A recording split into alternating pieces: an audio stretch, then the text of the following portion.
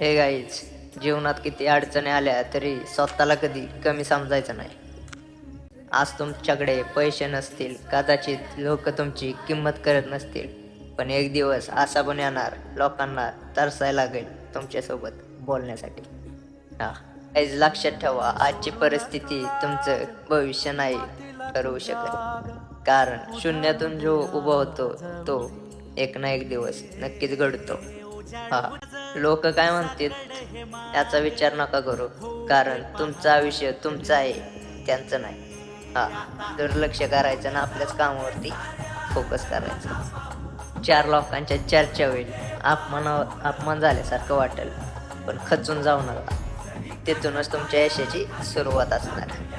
हा, जे तुमच्यावर हसते ना तेच तुमचं यश पाहून तुमच्या यशाची चर्चा करतील आणि तुमचं कौतुक करतील. मेहनत करत राहा, यश 100% मिळणार.